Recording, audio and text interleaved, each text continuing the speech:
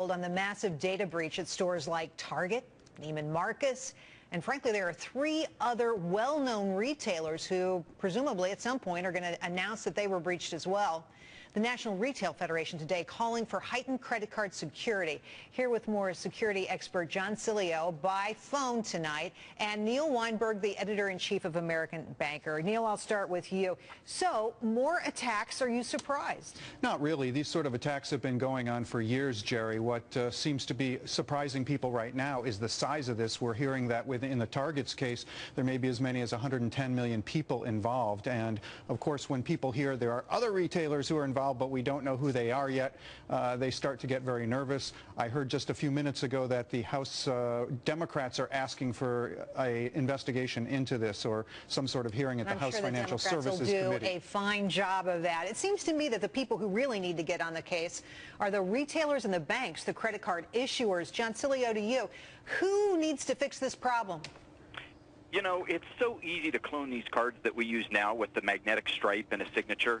I mean, there's a decent interim solution, which is chip and pin technology, and frankly, it goes all the way through from the retailer up to the credit card processing companies and up to Visa, MasterCard, American Express.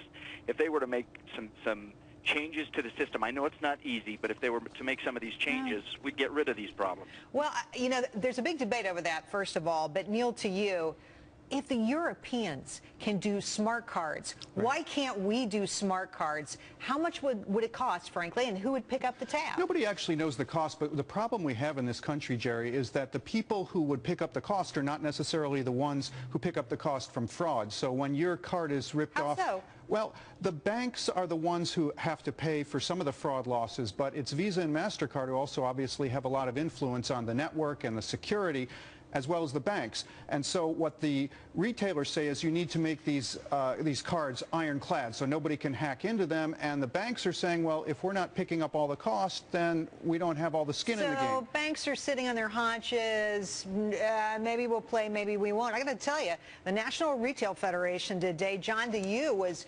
insistent on improvement in this because they know the credibility of their industry is at stake here. Look, people were staying home from Target because of this incident. People were saying, I'm not going to shop there. We heard from lots of them. John? Absolutely. You know, I know that chip and pin, which, you know, you put a chip in the card so it's really hard to clone it. I know it's not perfect. France has been doing it since 1982. The UK started in 2004, and it brought their fraud down by half. Wow. Those are massive numbers. Look, if France can do it, we can do it. Well, if we can do it, but the question is whether we want to do it, because, again, the losses from fraud, there's about $4.5 trillion spent on cards a year, but only 0.06% of that is fraudulent. So the question is it a cost of doing business? And that's the way the issuers look at it. Let me tell you about the cost of business. The cost of business for me is that I could have my identity stolen. You know, we were talking about this last week, and people said, oh, Jerry, if you have $100 stolen out of your wallet, that's $100 that's gone forever. And if you have $100 stolen from your credit card, you can get that money back. But the reality is, if I have my credit card number stolen, I could also have my identity stolen. Right. And the stakes there are so much higher. All true, but also these chip and pin, the so-called EMV chip, is not a magic solution here, because when you shop online, it doesn't help you. And even in the case of the Target, we don't know yet. It may be that someone broke into the network. Now, once they stole that data, if you had a chip and pin, they couldn't use it as easily. You know, but they might still steal it. Go ahead, John. Seat belts aren't perfect either, and that doesn't mean we don't put them on cars. Well, that's a good point. And start to help the problem. I mean, we can start here, and I don't expect any solution to be a silver bullet, but that doesn't mean that something that is proven to help. And yes, it would help, because the data that's stolen, now they're going to go out and create new cards with that. Well, they couldn't create new cards if they had chips in them. They can create mag stripe cards.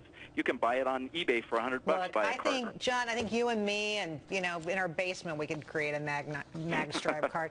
I want to ask, though, John, about memory parsing software. This is apparently what was used in this breach. What does that mean? It means they are simply, it's called a RAM scraper. So all they're doing is That sounds bad. It sounds bad. It's nasty. All they're doing is the same thing they do in so many cases, which is For a little piece of the journey, the text is unencrypted, meaning your credit card number, your name is unencrypted, and they haven't spent the extra money to encrypt that little part of the journey, and that's when they scrape it off. They know where that exists, and my guess John, is they know it at Target, at Neiman Marcus, and elsewhere. John, who hasn't paid to encrypt it? Who? The whole chain. So I would say from the retailer to the credit card processing to Visa. We don't know. We don't get to see Somewhere inside of in these. there. So we don't know where in the chain, but it's someplace between the retailer and the credit card processing.